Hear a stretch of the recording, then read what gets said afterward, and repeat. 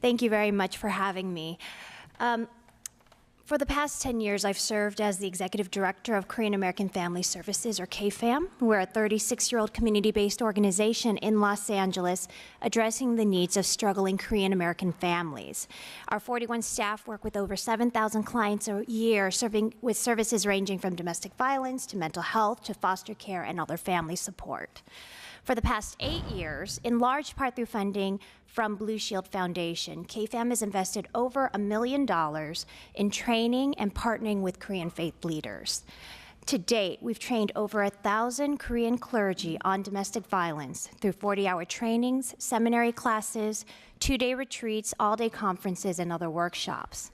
Like many immigrant communities and communities of color, faith-based institutions are critical because that's where the community comes together to socialize, exchange information, pass on cultural practices to their children, and to break bread, or in our case, we share kimchi. 70 to 80% of Korean immigrants attend church, and that's where the family goes when there's a crisis. It's a person that's their pastor or the pastor's wife that they want to speak to. They do not come first to a professional DV agency. What's interesting is how we hear similar stories across so many cultural groups about the role faith leaders play in addressing domestic violence. KFAM is part of the Culturally Responsive Domestic Violence Network, which is a group of 17 culturally specific agencies across the state funded by Blue Shield that focuses on addressing DV in our respective underserved communities. We share with each other our lessons learned and our best practices. And what's surprising is despite how different our communities are, there are similarities in the way we are serving our vulnerable communities. So whether you're in Central Valley working with Hmong shamans, or in Oakland working with Black churches, or basically anywhere in California working with Latino priests, faith leaders are uniquely positioned to influence cultural norms and serve as first responders to families in crisis. So there's a lot of trust building that needs to happen when you work with faith leaders. Korean churches in general, they hold conservative Christian values and feel their role is to put the family first. Whereas in the domestic violence field, we're a progressive, feminist-based movement where you put the survivor at the center. So it can be challenging reaching across the aisle at times when values and perspectives seem so disparate. But something transformational happens when you bring a group of faith leaders together and let them talk together about what DV looks like in their communities. So when we have a 2-day retreat and female faith leaders choose to sit up till 2 a.m. in the morning so they can continue sharing stories, something magical happens in that moment.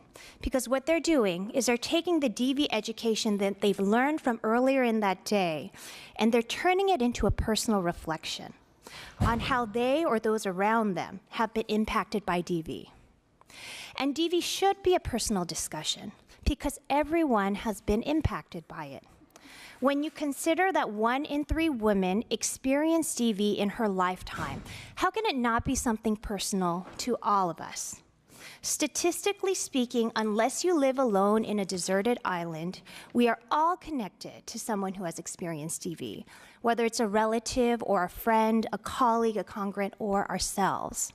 And that's the value of prevention work. It takes what seems like an abstract societal ill, and it turns it into something deeply personal that everyone can relate to and want to fix. Last year, when I testified, I shared with some of you my own personal story about coming from a family with 3 generations of domestic violence. How my mother grew up with an abusive father, and one day when she was a teenager and saw my grandfather hit my grandmother once again, she went to her room and she slit her wrists, and she wrote a message to her father with her own blood. And she said that if she ever saw my grandfather hit my grandmother again, she would kill herself. I shared how there are family members around me who've experienced DV, and how I worried that DV might pass along to the 4th generation of my children and my nieces and nephews. What I didn't share was that when I started at KFAM, it never occurred to me that DV was a personal issue. My parents were not abusive towards each other. I had never been in an abusive relationship. Therefore, it seemed like an abstract problem. It was only after I started working at KFAM did I start to realize that my family's history and experience with DV was, of course, personal. And even if I never witnessed abuse myself, knowing that my grandfather's abuse has left a legacy that has been passed from generation to generation down our family tree now makes it a deeply personal issue. Every one of the faith leaders we train at KFAM knows someone who has been a victim or perpetrator of domestic violence, although most do not recognize that before they come to our training.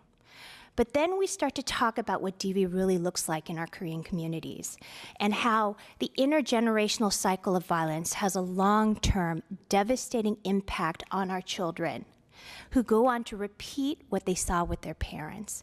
And that's when our faith leaders start to think about their own families and their own childhoods and their own friends and their congregants, and they realize that there were patterns and signs of abuse everywhere around them.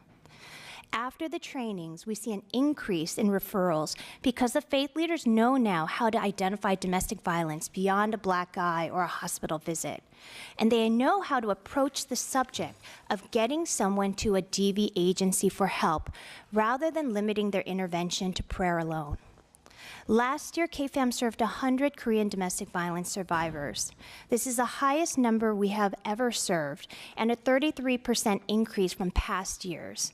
Many of those referrals came to us through the faith leaders who had received our training.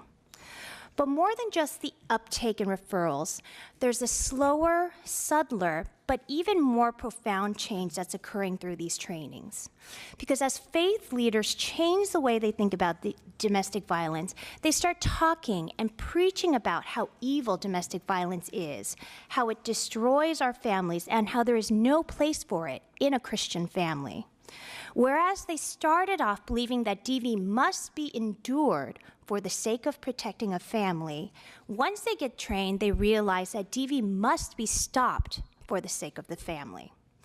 This changed mentality is being spread by arguably the most influential leaders of our Korean American community. And I say arguably because now we have BTS that's taking over the world.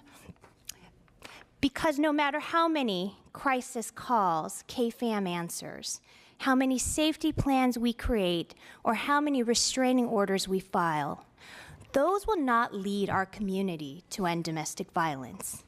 It's the change in attitude towards domestic violence with our 1,000 trained faith leaders are spreading. That is what will eventually lead to the end of DV in our community. That is why, as a member of the Culturally Responsive Domestic Violence Network and as a part of the California Partnership to End Domestic Violence, we urge the state to consider how to fund additional domestic violence prevention work that will allow new and innovative programs that will reach underserved, culturally specific communities like ours who have been traditionally so hard to reach in this state. Thank you.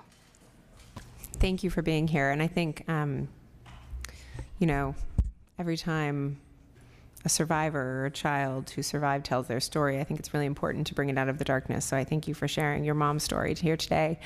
And I think that it's such a great model that you guys are using, like Assemblymember Gallagher spoke about, using trusted communities, right? I mean, the faith-based communities are the communities we trust, where we feel safe, right? And training those that the community already trusts to be our partners in helping identify this and break the cycle, as you described, I think is so crucial. And one of the things I would urge us to think about is expanding this work in faith-based communities, as the chair mentioned, but also thinking, what are the other trusted communities that we can take this into, continue the faith-based work, but also look at where do we have trusted sources that we can train people so that it's not having to go somewhere new to get started in the process of healing and breaking this cycle. And so thank you for your work, and I hope we can expand it.